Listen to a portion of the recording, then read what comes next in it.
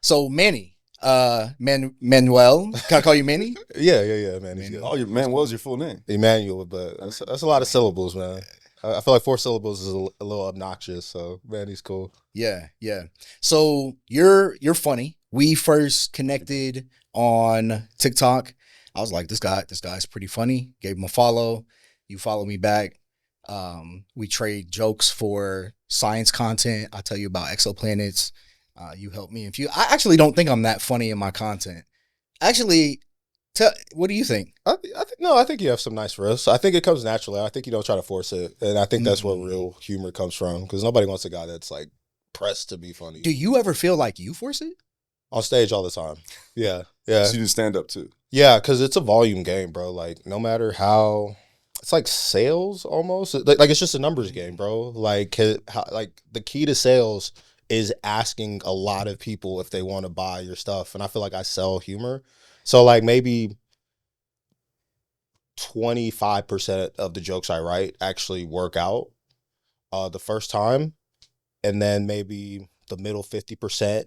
Like there's something there, but I have to tweak it. Mm-hmm. And then the bottom 25%, like you should scrap it after like 3-4 open mics. So yeah, I feel like it's a volume game, and that's what people don't understand about comedy. They think, oh, voila, I'm supposed to just be inspired or have a shower thought. Like it's a lot of brute force. Yeah, man. No, we were actually just talking about this yesterday with AI, because we were talking about why isn't AI that funny, and it's because it doesn't test against actual people for laughs. Yeah, and it doesn't have that chance to iterate on itself. Whereas that's the stand-up comedians, public speaker. It's kind of what you're doing all the time. Yeah, and I feel like AI, because the modeling or the training is just a blend of everything out there, and so AI is very vanilla. You know, it tries to be palatable, which ends up not being funny.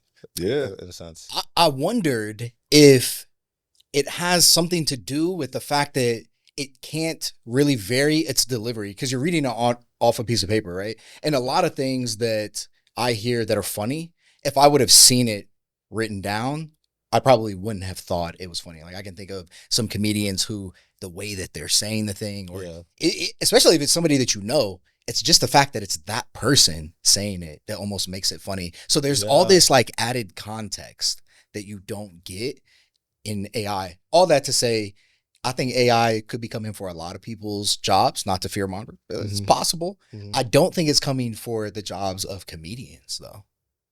Yeah, I think to your point, delivery is a big part of it. That's why I'm not really worried about people stealing my jokes, because a lot of my jokes sound very strange coming from other people. They sound strange coming from me, to be honest. But yeah, no, I think that's a good point. I think AI overall, not a perfect analogy, but I equate it to computers. You know, Microsoft Excel in my day job allows me to do the job of like 50 accountants in 1975. Yeah. Right. So I think their jobs will just change with AI, and it's going to be a lot of disruption, and it's going to be a lot of people that are like SOL'd, especially when you think about like writers on a show that's more formulaic, or just anything that's more so automated with AI, graphic design, for example.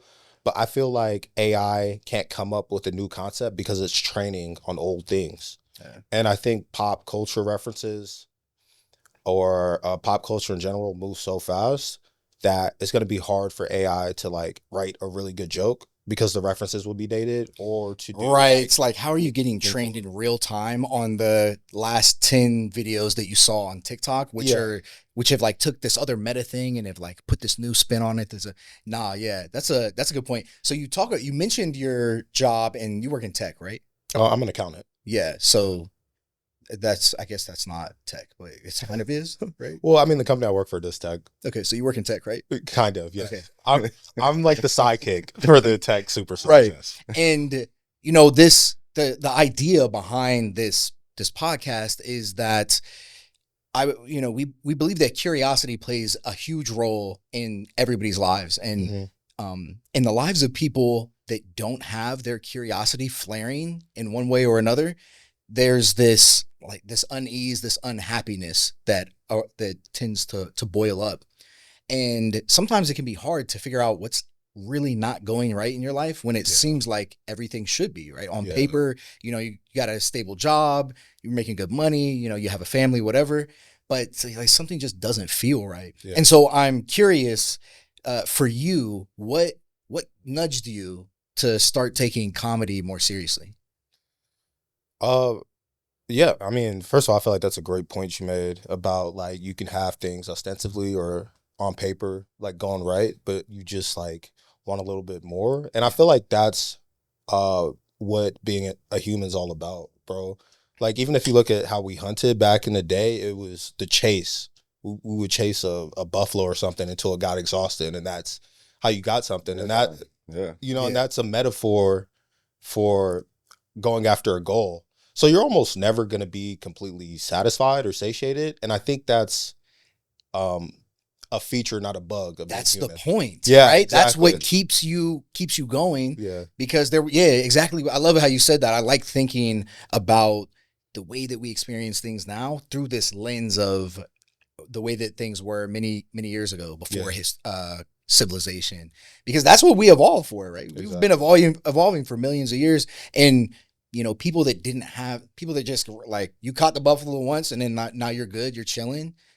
No, because y'all got to eat next week. You have to eat the week after that. You got to be constantly planning for the future, right? There's going to be a crazy weather event that you didn't predict. Exactly. So is being funny like an evolutionary advantage then? Like, I like to think so. I think a lot of things are expressions of intellect.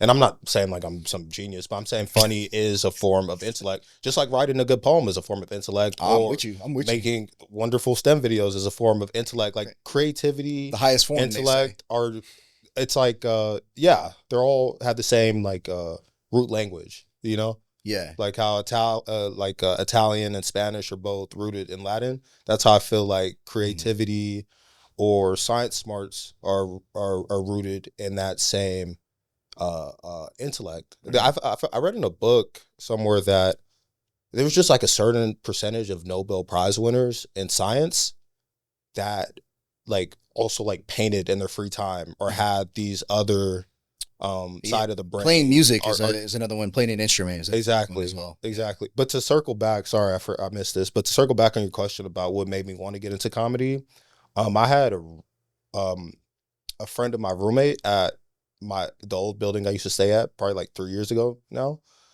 He did stand up, and it was something I was always thinking about, but I was very I had a lot of stage fright, you know, like I wasn't really comfortable with public speaking. I was like, I don't think I could go up on stage. But I saw him do it, and he was just like so chill, so like human, that it made it tangible to me. And so I went to an open mic with him. You know, I was nervous at first, but I was like, oh, that wasn't so bad. I got a few laughs. I got some areas, some things that I need to work on, but it's like I kind of caught that bug. Yeah. And kept rolling with it. I think that you just highlighted something that I think is huge, and it's that you thought you were funny, I'm sure, for a while. Yeah. Right? Yeah. But there was that fear. And going up on stage and doing comedy is like the most exposing position that you could be in. 100%. Right? If you're on stage, the lights are all on you. Everybody is sitting and just waiting to hear what you say. Yeah. Right? And that's nerve-wracking, yes, but also, you know, if you're not funny, they're going to hate you. A lot of people are spending their free time that, you know, they've probably been stressed out all week. They just want to come and get a laugh. And then you get up here and you're not funny. And that's a really hard position to put yourself in, but you came to the place where you could do it. Was it just seeing your roommate do it that kind of gave you the permission, if you will, to take that leap? Because that's a hard thing for people to do. Yeah, no, I think you put it perfectly. Like seeing someone do it that you feel is within your sphere of doing it, it kind of takes it off a pedestal and makes it real, accessible, tangible. Yeah, it makes it real. Yeah. And the thing you learn is that there's for lack of a better description, like a muscle within you that you kind of callous. So now I go on stage and say whatever. Like I used to be so scared of like getting booed. That's actually not the worst thing that can happen on stage. You been booed before? No, worse. I've had people give me blank stares. So that's worse than getting booed? Yes. Why? because it's like when you're trying to get your ex back and she says, I hate you, that's better than her not caring. Oh, just leaving you on A reaction, because you can transmute that reaction into love or something else. That makes perfect sense to me. Yeah, perfect but sense on to me. stage, if they're just like and looking at their phone, you're cooked. So I rather them love me, but I rather them hate me than not feel anything. So sometimes if I'm having like a bad set, which is not often, like I do well because I prepare. But if I am having a bad set, that's an opportunity to like, okay, like let me build that muscle of not caring. Yeah. And almost antagonize the crowd. And that's not a thing I do frequently. But it's just like a mental game, bro. It really has a lot of parallels to sports. You know, I know you played football for a while at a very competitive level. And it's like, dude, I watch film on myself to see how my delivery is. I take it as a challenge. Like if the set isn't going well, that's a road game. So I kind of want to antagonize the crowd. Like just little psychological flips that I got from, you know, growing up playing team sports. That's kind of what I bring on stage, like in a solo entertainment sport, if that makes sense, or a performance sport. So how do you antagonize the crowd? Like what's an example of that? Oh man, if you're doing a show at a bar that you know is like a Chicago Bears bar, you might get on them about their team. And I feel like that's a lighthearted way, because I'm not personally attacking these people, right? Which is hard to do because it's multiple people, so it's hard to personally attack a whole group of people, but you find a common thread. And usually like ragging on the sports team, or if you're in a different city, you're like, oh, Bakersfield, you got more cows than people. Like just something silly, something humanizing, because I always want people to feel like I'm laughing with them and they're laughing with me, as opposed to they're laughing at me or I'm laughing at them. So that's kind of how I go about it. But and that's another thing, back to what you were saying about AI, I don't know how you code that into AI. And if you could, right, like say someone has like Asperger's, right? They might have a hard time picking up on social cues because they might be overtly logical, and humans aren't logical, really. So it's hard to pick up on those cues for humans. I couldn't imagine a computer being able to pick up on those cues. Really? I actually could. So you think a computer could do that, but a person like with Asperger's who struggles with that couldn't? I actually want to try while y'all are figuring this out, I want to try the AI that is like super sarcastic and like rags on you. Have you seen that? No, but that does sound interesting. I'm gonna show you. Wait, I might blow my mind right now. Okay. That's something I was sure AI couldn't do. I'm very interested to see this. Yeah. Okay. Yeah, keep going, y'all. I'm just gonna figure this out. Yeah. So I'm interested in, you know, I watch, you have TikTok, you're making video, like multiple videos every day, things that are funny. I mean, you go viral all the time. Are you writing those? I know you probably write your longer form jokes that you're performing on stage. Do you write just something short, or is this just a thought that you have and you're like, oh, it's kind of funny? Or are you just speaking on what you're thinking and you're just, and the way that you think is just funny? It's a mix of both, but the majority of the time I'll post like something on Threads and I'll write it, and if it gets a certain amount of likes or more likes than usual, I say, okay, maybe that premise is funny. Because if it's funny on paper or funny reading it. So you're employing the scientific method in your jokes. I try to. In your joke, in your comedy process. I try to. Yeah. I try to apply it in everything, because I feel like that's what we do. We do something.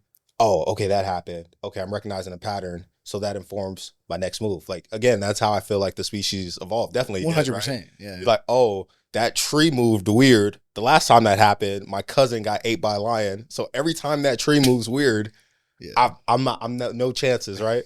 Yeah. And so that's how I feel about certain jokes. I'll write it on Threads if that works.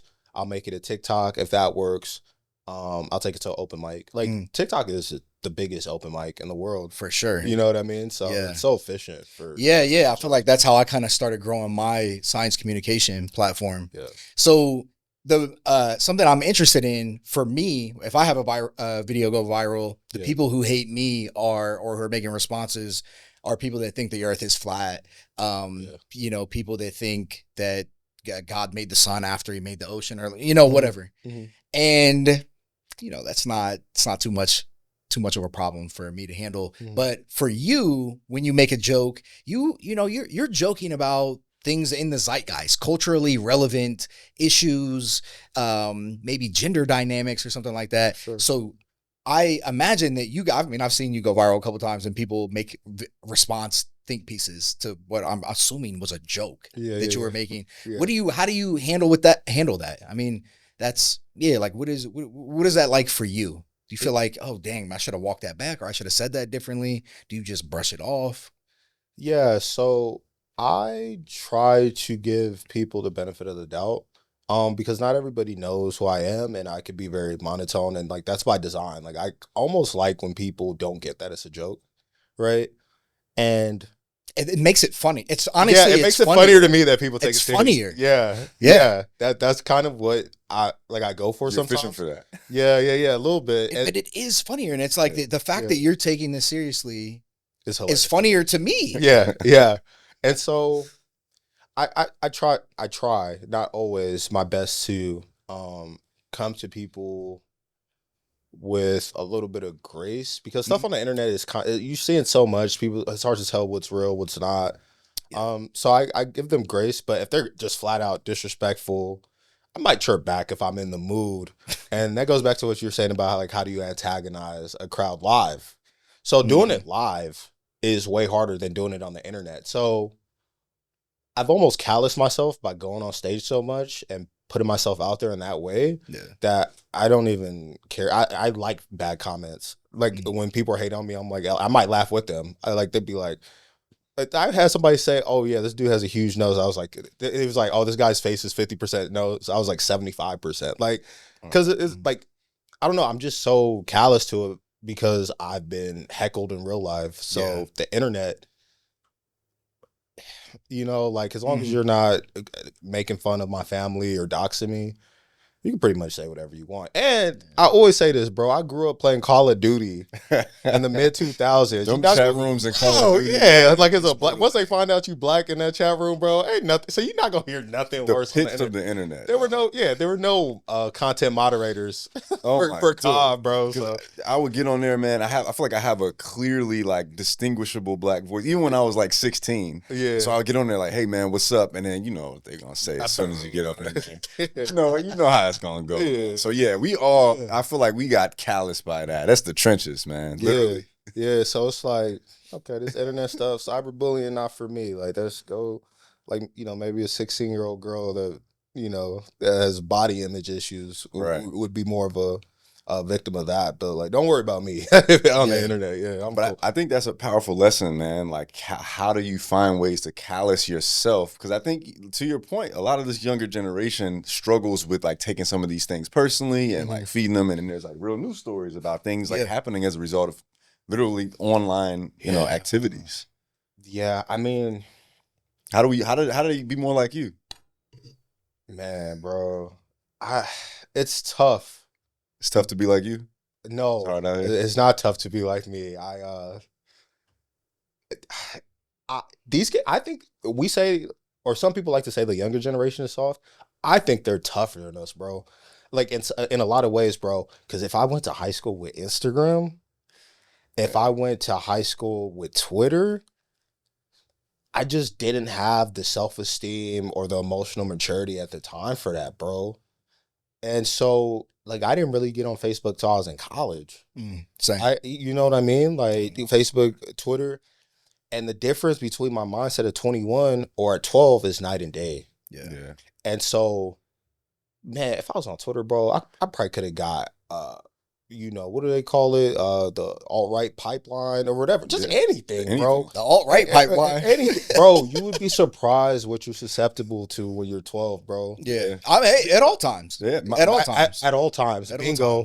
Like, honestly, marketing is just propaganda that makes you spend money. Yeah. And it works on all of us. 100%. So I have a prediction that in the future, one day, maybe in 100, I don't know, maybe 100 years, maybe 200, whatever, humans collectively, they'll come together and we'll all agree that marketing, advertising is a form of abuse, that it is an abusive thing that is done that hijacks things that you can't control about. I mean, it is manipulation, right? It is. Yeah. Mass manipulation. They go through painstaking efforts to figure out what works exactly. And the reason that it works is because it's doing something to your psychology. It's making you feel unworthy, or like you'll be accepted if you do this thing. And it is abuse. You know, if we highlighted this sort of dynamic in a relationship between two people, you would say this is a toxic, abusive relationship where one person is being manipulated by somebody who knows that they can control them in a way. And that is what advertising and marketing is exactly. That's exactly what it is to me. Let me ask you a question, and this might go on a wild tangent or not, but like, actually, for both of y'all, what do y'all think free will is real? And then to kind of piggyback on that, like, how would you define free will? Because I feel like what Dakotah said about marketing kind of plays into what I think about free will, but I want to see how y'all feel about free will. You go ahead. Well, there's research that has come out where we can pretty much anticipate and manipulate people's decisions before they're actively consciously aware of making them. And so I think you can detect what decision they'll make. Yeah, exactly. Yeah, prior to them making it consciously. And so, you know, that was pretty much the scientific proof that like, we don't have like full control over it in the way that we understand it. Sure. Not how it feels. Right. But then there's an emergent property, right? Like let's say let's say we live in a simulation, right? Mm-hmm. But like the computation required to simulate this world is just so sophisticated that it's a black box and we don't understand the math. And because of that, we can't accurately control someone's free will. That's kind of the way that a lot of these AI tools work. Like they're so sufficiently complex that, you know, they become a black box in a way, and we can't really lift the hood up and understand exactly how they tick. That's really interesting what you said. So this was Einstein's view of, this is sort of why he disagreed with quantum mechanics that has this inherent uncertainty. He thought that the world was deterministic, the universe. So that if there's something that causes a quantum particle to act in a way that we can't predict and we can only estimate a probability, it's because there's some unknown thing that we just don't know about, which is what it sounds like you're saying. There's like this black box where something's happening, but we don't know enough about what's happening to be able to accurately predict it. But that's definitely not the same thing as free will. Yeah. I mean, and maybe the argument is like, not yet. Right, like maybe we can't fully understand someone's willpower yet. But yeah, I think they're two separate concepts. I think they're just kind of related, you know. Yeah, but it's weird though, because I tell myself that I can make these choices to improve my life or to get better, and you have to have that mentality too. Because if you don't, and you just do a like whatever, I'm blowing in the wind like a leaf or a plastic bag, which is sort of what's happening. I'm not controlling the external forces around me. I'm not even controlling that I think like that. It could be due to my genetics. I just happen to have genes that make me more like aggressive in believing in myself or something like that. Even though it's not real, it could just be because of the experiences that I had as a kid that, you know, left this imprint that make me think that if I do these things, I'll get these positive outcomes. But we didn't control that either. Yeah. And from a physics perspective, your entire body is made up of atoms, period. Protons, neutrons, electrons. Where's the free will? Like, when do protons decide, nah, I don't want to obey that electric field. I'm going to obey this. It doesn't happen. Yeah. What's your take, Manny? I think it's a mix. I think we do have a kernel of free will, but I think our base primal neurology, genetics, environments, I think most people underestimate how strong that is. Like, even with alcoholism, it is a disease. A lot of people don't see it as a disease; they see it as a choice. Which, and that's a fine line, right? Because like, if you're getting 7 DUI, like, dude, you have to be a responsible member of society. But like, you do have genetics that 100%. Make you want another one, and like, that's the thing. Nobody's like, when they like relapse or something, a part of them knows they shouldn't do this, but they always have a good, okay, just a little bit, just this much. Is that really them saying that? Or does their neurochemistry know exactly what to say to make them do that? So they think just because their brain has to like coax them into something, that it's them choosing to do so, but it's not. It might be the amalgamation of atoms they are saying, no, this is what we want, and we'll give you whatever story you need. And then additionally, yeah, man, I just think it's a mix, and I think it's just like your primal instincts are so powerful, but there's something to be said for like what's it called, the slot experiment, where like intermittent reward something, or no, the slot other, the experiment, Heisenberg uncertainty paradox, or yeah, the slit experiment. Yeah, if it's like Double if you slit observe it, it does something else, but if you don't observe it, yeah, like acts like a it's wave in its or state. something. Yeah, and I think I don't know how to really explain it, but I think that's what free will is. Yeah. I think it's just the random atoms. Like, if I say something, then you'll do something. Mhm. But if I left you to your own devices, you'll do something else. Yeah, so there, and that actually is a good that's something good to highlight about the double slit experiment, which you'll see oftentimes on social media. These videos go viral with people like quantum healing, psycho, new it, whatever. Yeah. And they like harp on this. Well, physics says that if you observe it, meaning that me as a human, if I look at the proton, it acts differently.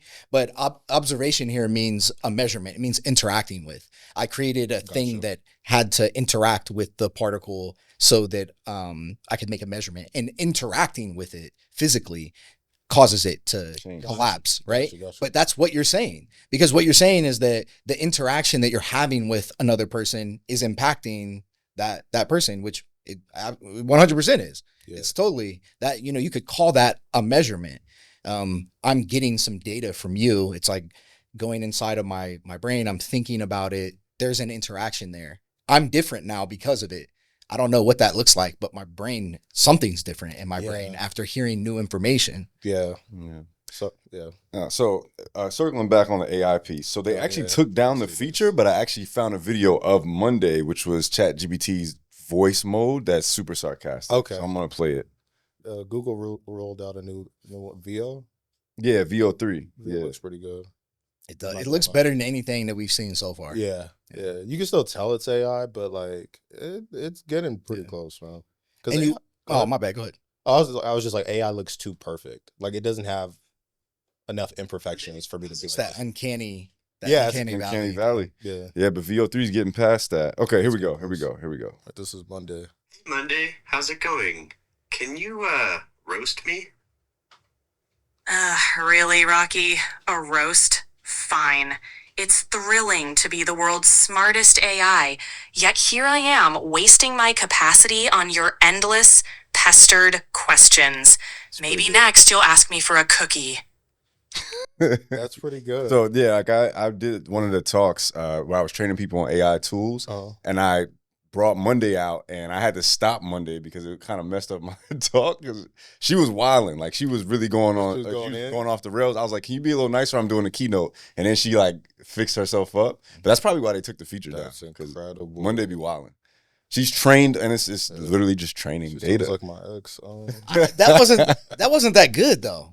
I mean, that like was I short. appreciate some real good hard hitting, corrosive sarcasm. I appreciate it. On a scale of 1 to 10, what would you give Monday in that specific isolation? I heard only one thing, but sounds like somebody who's just now getting a grasp of what sarcasm means. Okay. I mean, do you agree? I haven't interacted with it a lot. Yeah, I mean, it was doing their tones, right? But yeah, I would say it's probably 6 or 7 out of 10. 7 out of 10. 10 being like perfect sarcasm. Well, I guess what are we talking about? Yeah, no, I would say yeah, 6, 7. All right, and consider that 2.5 years ago, AI just came out, like chatbots just came out. Yeah, because if you asked a person on the spot, random person, be sarcastic, you know what I mean? So that's actually pretty witty for something on the fly, and on the fly makes it more like it. Like, can you roast me, Manny? Exactly. I see, just not like off the rip. I'd have to like get warmed up. You gotta make a thread about you first and see how Twitter reacts. Yeah, I'd have to A/B test it and run it through some focus groups. You know, it'd have to poll well with black women between the ages of 24 and. That's a good point. That's a good point, man. No, that's interesting stuff. I also wanted to bring up a fun fact, I guess, since we're on the subject. Social media, I do think, has had an interesting impact. So y'all started y'all social media careers in college. Like, I feel like I was unhinged on high school. Like, my Twitter name was actually What That Booty Do. You were on Hinge? I was unhinged. Hinge didn't exist when I was in high school. But I was wilding. Yeah. So What That Booty Do was actually my Twitter name. That would so it be? Well, what that like WATDATBOOT. Oh yeah, you was crazy. Yeah, so I had a shirtless profile picture, and I'll be trolling people. And yes, but I was learning a lot of the essentials of building a personal brand then. I feel that. So, I think it's interesting kind of what nuggets you get from those kind of things. Like, I remember even being addicted to video games as a kid. And like, I think what our parents didn't realize about that time playing Call of Duty is that we're actually socializing. We're not just like glued to a screen. We're like talking with our homies. We're like going into different situations with them. We're teamwork, right? Yeah. I was really working on a virtual reality project, low key. Yeah, exactly. Like, mission, exactly. You have a goal, shared goal. Really a sport, really, without the physical element. MLG, right? Yeah. Professional gaming is a thing on now. Reflexes. So, like everything's most things are part good, part bad, depending on how you use it. You know what I mean? So, I think that. I wish we would have known how big streaming was going to be. Man, because I feel like I got criticized for playing too many video games as a kid. And I didn't even realize, Yeah. I feel like, but, who could have predicted that? That's why you just got to do what's natural to you. Like, I feel like even with like finding content, and like feel free to chime in because I know like finding content, at least for me, or ideas, it's like sometimes you have a lot of ideas and sometimes you have like that writer's block. And it's just like, I never really chase trends to like get my following up. Like, I'll talk about something topical, but in my own way, because that's what people are tuned in for, how you perceive something. So whether it's business or building social media presence or whatever, it's really like, not to be cliche, but like stick it to yourself, because nobody's so unique that if they just followed what they wanted to follow, that nobody else would get it. Like, if I say a joke, everybody might not get it, but in America, 1 million people might get it. Yeah. That's only 0.3% of the population, but that's 1 million people that are like, no, that's funny. Or that's profound, or that's interesting. So I think finding a way to get a brand is just finding 0.2% of the American population that messes with your humor or your way of looking at the world, or whatever. Yeah. Like, definitely agree with that. I find myself doing the same thing. It's like the trend. I don't really chase the trends either. However, there is something about being relatable that corresponds with trends, the conversation at hand. But it's like being able to have your own authenticity, your own unique voice in that is difficult, because we're always pulled towards the middle. We're pulled towards the trend. It's just like the consequence of being social animals that need other people. We always feel that pull towards others, but you can't forget about like your unique voice, which is going to be something different for other people to hear. Yeah, it feels like most comedians are skilled maybe naturally at divergence and misdirection, but is there any way that you can cultivate that mentality to just think differently? Heck yeah, I think so. I think it's a skill. I think I know it's a skill because I got better at TikTok. Like that is a skill. TikToking, like the verb. TikToking the verb. It's a skill. It's like I'm not an engineer. I'm not building a building, but to find kind of like that knack, and some people are better at it than others. But I think just by sheer force of making a lot of TikToks, I'm like, okay, I feel like this video would do well because I'm talking about this. I'm saying this ridiculous thing at the beginning, so people will be hooked on it for 5 seconds. I have a lot of tags in the middle of it, and I have a punchline that I think people are going to comment. And that doesn't always work, but the hit rate gets better. It's like baseball. Like the batting average gets better, even though you'll never be perfect. And I think the same thing goes for comedy, because comedy is just a delightful surprise. Oh, I didn't think he would say that, but that was offensive. I didn't like that. I didn't think he would say that. That was a little bit offensive, but that's funny. Like that, because that's like, but I never thought of it that way. So I get like where he's getting at a little bit. And I think that's where comedy comes from, just like a delightful contrast. And so I have like a formula to writing jokes. I'll think of a premise, and then I call it folk, but people have done this before. It's not anything I invented. First, because the first time something happened, it's usually funny. Like the first person to wear shoes, that was probably funny. Like, what are you doing? But it's so regular to us now. The opposite. So if I have a premise, I'm just like, what's the actual opposite of it? Literal. Like if I like figures of speech, but if I took them actually literally, that could be absurd. And then comparison, which is something I do because I think in folk with a C. Okay. Yeah. Because like, I don't know, like plants are the dwarfs of trees. Like that's not inherently funny, but it just gets me rolling. And then just a lot of word association.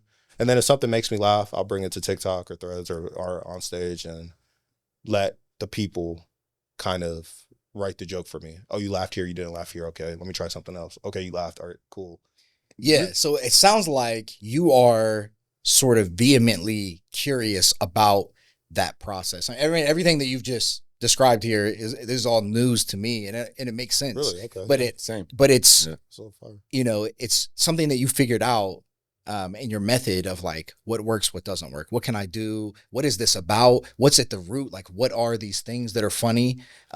What's the best way that I can present them in a unique way that's my voice? And so it all to me stems from curiosity. I'm interested, how have you felt in your life, just personally, since you have started on this comedy journey, from, you know, the time you initially started doing, you know, making these TikToks, whenever you did your first stand-up, like what are the impacts that that's had on your mood and just your life generally? Yeah, I'd say overall it's been a blessing. It comes with its ups and downs. The ups are like, I feel like a strong sense of purpose, honestly purpose. You know, I don't, That's I'll be a little- huge. That's feel like- something everybody needs. You know, yeah, because I feel like I'm building something. You know better than anybody that we are infinitely small in this universe, but in my own little bubble, I'm building something which is, for the most part, positive, making people laugh. And I feel like I've always been chasing that, you know, because I was like, I'm a pretty eccentric dude, but like more so as a teenager, I was pretty eccentric. I was a weird kid, but like, How it- so? just strange, bro. It's strange. I can't honestly. I can't even really describe it. Like almost like manic, like almost like a manic episode. But I'm not. strange. I'm not bipolar, but like my teenage years, I was just a manic individual. Like just high energy, high output. Yeah, probably like honestly, low key, probably undiagnosed ADHD, and like I always did well enough in school though, because like school is basically a memory game, and like once I hear the French Revolution started in 1789, okay, got it, like.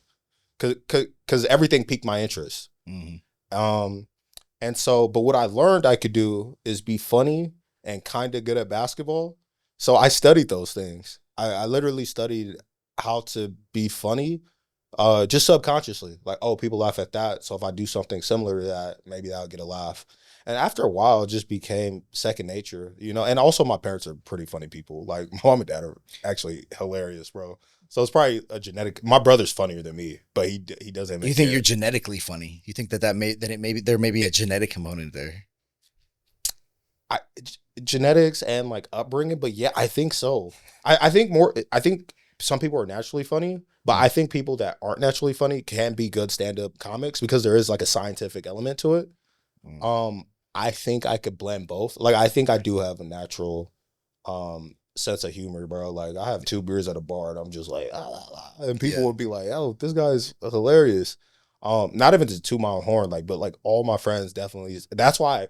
That's part of the push of me doing stand up because I was thinking about it before, but then when my roommate's friend did it, I was like, oh, this is a sign to actually go for it. Like if this guy can do it, like It wasn't like that, but it's just like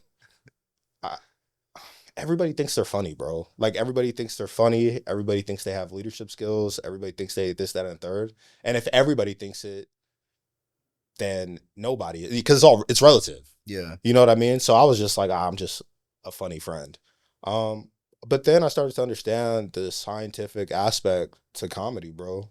Like, there's a formula there. Like, if I could take you along this train of thought, because we're all similar in more ways than we are different, actually. So if I could take you across this train of thought and then take you here, and that like delightfully surprises you is the best way to explain it, that you're just gonna laugh. You can't even help it. You're like, what? I can't believe he and so you can be like, yeah, that dude was funny because he was always going this way, but I could never figure out where he would end up, but where he ended up made sense. Yeah.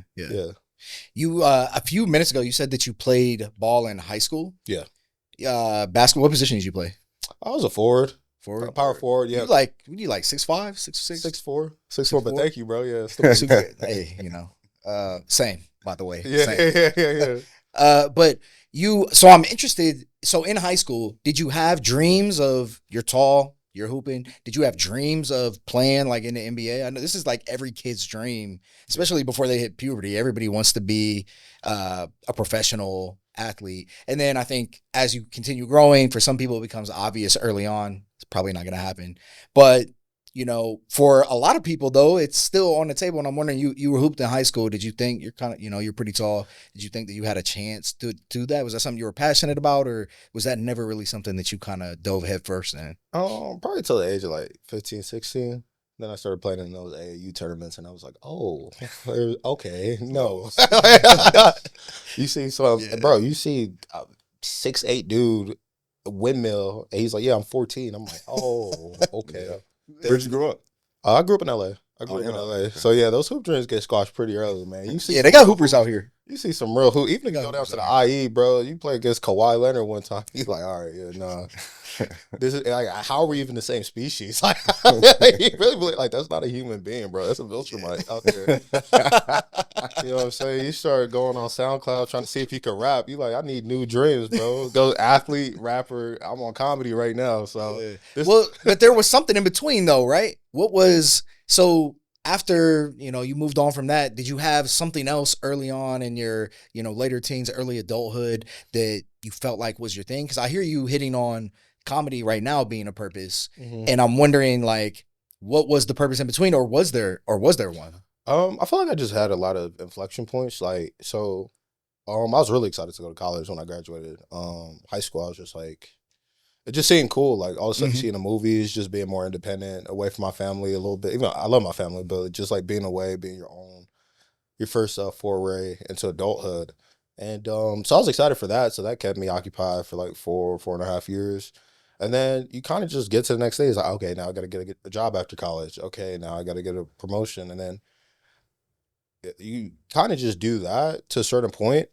And then my suspicion is that a lot of people have this. You kind of get an itch after, working your 9 to 5. It's like, okay, this is cool. It's steady. I appreciate that. But you kind of feel like, what else is there to life? Yeah. And so it wasn't like necessarily an existential crisis, but just something that rattling in the back of my head for years. And then I feel like stand-up comedy scratched that itch because it was just a very flexible artistic expression. Yeah. And then I got the external validation from TikTok because my followers started growing, videos started going viral. So I was like, okay, maybe I am uniquely funny. And that gave me the confidence to kind of chase more internal goals of like, all right, let me see if I can get better at joke writing. It's so interesting to hear you say that because it sounds like it converges with what Justin talks about, which is that you felt like over time, it seemed like you were building yourself a more sophisticated prison. Mm-hmm. And it's not that there's anything wrong. It's sophisticated, right? It looks good. Maybe somebody on the outside looking in is like, hey, this guy has it together. this person is like living a good life and is successful, but internally there's something that isn't right. You have to like figure out how you can break out of that in part. And it sounds like for you, comedy was something like that. Yeah, comedy was a good vessel for breaking out. But for a lot of people, it might be going to the gym, bodybuilding, or, Definitely. trying to deliberately be a more attentive parent. Like it could be a lot of things that aren't as I guess shiny the stand up comedy, because like it is. Like, bro, you go on stage and get applause and get people to laugh at you, and people are like, "Oh, you're so great!" Like that is, it feels good. It taps into like a very vain side of my personality for sure. You got a praise kink? I feel like we all do, but yeah, a little bit. Really? I feel like we all do. Like it's good. I'd love to hear more about that. Yeah, how do we all have a praise kink then? Everybody likes praise. I would have said maybe not necessarily a cake. Who doesn't like praise? I feel like I like words of defamation. Like I like seeing people to tell me I can't do something. Like I think I get off on that more. Oh, you might have that Tom Brady. Get off on it? Like what I mean by that people is type of- it excites me. You Yeah, got a defamation kink. it excites. Like man, like if someone was like, That's a man, thing too. Like if someone was like, hey, y'all like, it's crazy that you really think you can do this podcast. Like, I mean, that's crazy. I'd be like, oh really? Like that Michael Jordan thing. That's like, oh, you think I can't do this? Yeah, So I'm a competitor at heart. I think it's probably a piece of that. But but sometimes when people praise me, it kind of like deflects. I feel like I don't receive it well. Ooh, you think that the words detracting they land harder, they have more of an impact than the words praising for you personally? Yeah. I would also say that's true. Yeah. I would also say that's true. And it's interesting because, I may post a video and it gets like 1,000 positive comments. Yeah. Hey man, thanks for posting this. This is great. Like this makes me feel great about I believe in myself. And then it'll be one person that says something negative, and there is the tendency to allow that to affect you more. Yeah. And So I wonder if don't that's leave just positive comments on Dakotah stuff anymore. Help no. them out. I love that. I love it. Leave all the positive comments. But yeah, it's super interesting. I also have that where there's something about proving people wrong that don't believe in you. Yeah. It's so satisfying. Yeah. Yeah, but does that resonate with you, or are you just more like just praise me, bro? I don't want that. No, I think it's a mixture of both. I think most people are motivated by both, like light and dark. You feel me? So Yeah. like there's something to be said for like proving people wrong. And to your point, like yeah, negative comments elicit a stronger emotional reaction out of most people. Yeah, I think it's than normal positive for comments. everybody. Yeah, because I feel like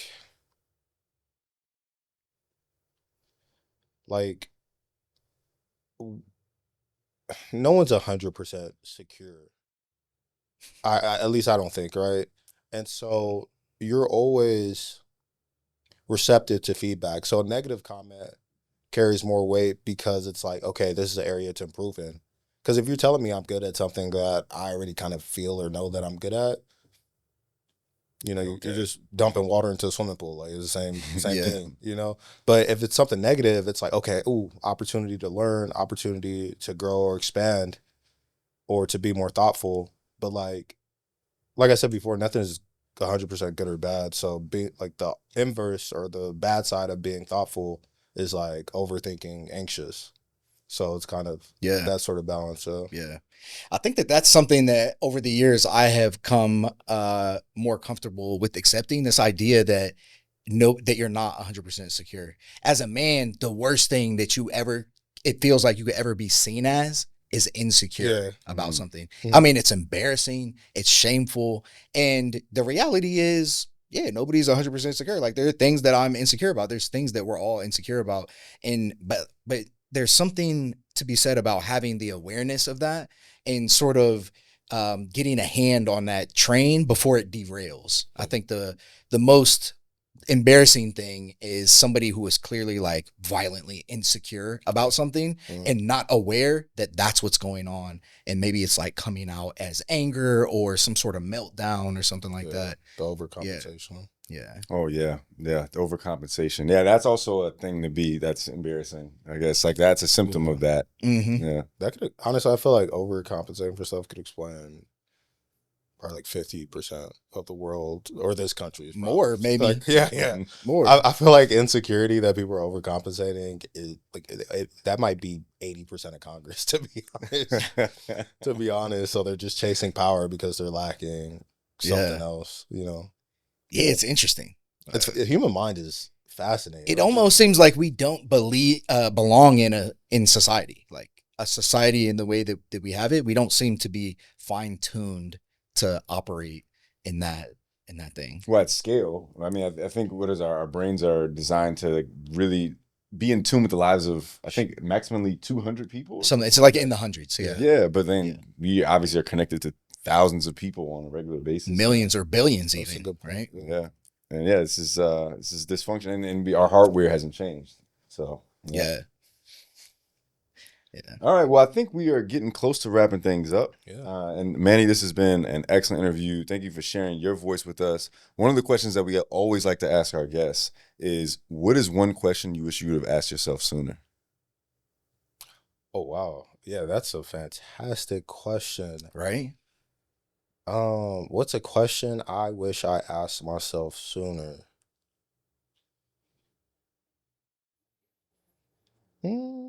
Maybe why not? Like I started my stand-up journey later than I probably should have, but no regrets, like, you know what I mean? Like What makes you say that? That you started it later than you should? Or- Specifically that word should. that's probably a Freudian slip.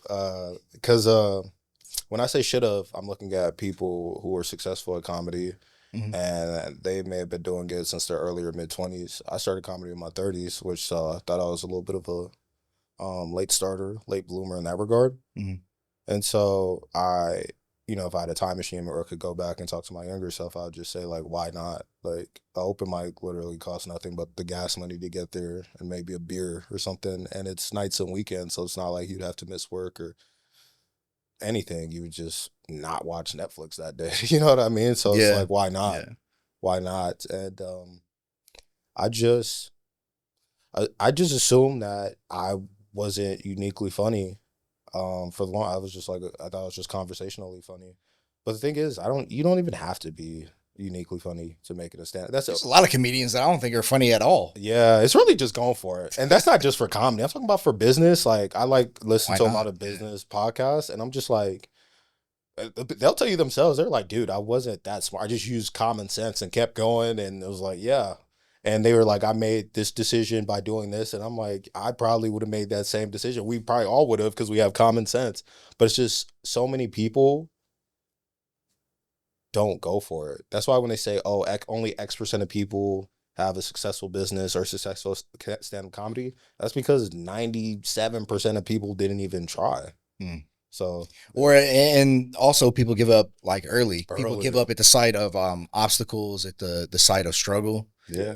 I actually did stand up for the first time when I turned 27. And it sounds like my experience was kind of similar to yours. I got a few chuckles, a few laughs. And I was like, yeah, I don't know, man. So have you been back since? I do a lot of public speaking, so I kind of felt like it was it's a transferable skill, yeah. Yeah, but public speaking is different from stand-up because I think stand-up is way harder because my objective is to teach people with public speaking, and I can make them laugh by proxy. Whereas in stand-up comedy, it's like, I'm here for you to make me laugh. And so it feels like a lot, like education comes more naturally to me. But I think forced humor or like intentional humor is more difficult. And obviously you have a different mentality with that. And we said that was the last question, but that actually reminded me of what I think is another good question. Because you talk about teaching, and all of my favorite comedians they typically do have a message that's coming in their comedy. Maybe not all the time, but certainly sometimes. And I get that from you at times. And I wonder, what to you, do you see your comedy as like a vessel that is carrying something, or is it strictly just trying to see like what's funny, or like talking about the things that you're interested in? I'm curious how you think about that, because I think that you're a really thoughtful person. Oh, thank you, man. I appreciate you saying that. The first goal is always to be funny, though. That's bar none. If people aren't laughing, I don't care if people are giving applause breaks. I'm not here to give a TED talk. I'm here to be funny. Yeah. But like, it's like put in the dog's pill and baloney. The humor is that baloney. People are, oh, it's funny. But then people start thinking, be like, hey, actually, he has a good point. Yeah. And I think that much like many people, see things in society that might frustrate me.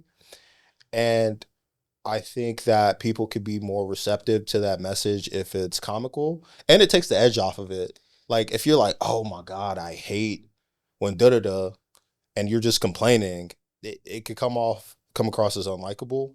But if I make a joke out of it and I'm kind of just ribbing at the thing, it's a not as personal, and B, like, takes the bite out of it. Yeah. So that's what I do. But I don't always have the underlying message. So I don't want people trying to watch me on YouTube and decode what does he really mean here. Like, so yeah, because I don't want to be like a ranting old comedian yelling at cloud. When I'm 60. So feel that. Yeah. Well, cool. Thank you so much, Manny, for joining us. And I'm hoping that you stay curious. And maybe where can people find out a little bit more information about you? Yeah, I'm active on TikTok, Instagram, trying to grow on YouTube, but all of my usernames are Delamo Manny, DELAMOMANNY, all one word. And yeah, if you shoot me a DM on Instagram, I usually try to get back to people, but kind of just depends. You also host a comedy show in LA, right? Yes, sir. Yes, sir. Me and my friend, shameless plug, Boo Milligan, we're gonna shoot The Big Show. There's a monthly show that we have out here in Los Angeles, usually Inglewood or maybe somewhere in Hollywood. No. And that's something we're really excited about. It's The Big Show Comedy on Instagram if you want to learn more information, and it's on Instagram. Yeah. Cool. Dope, bro. Appreciate you coming. Hey, man, I appreciate you having me, man. This was an excellent conversation, and hopefully I see y'all again soon. Yeah. Yeah. All right, man. All right.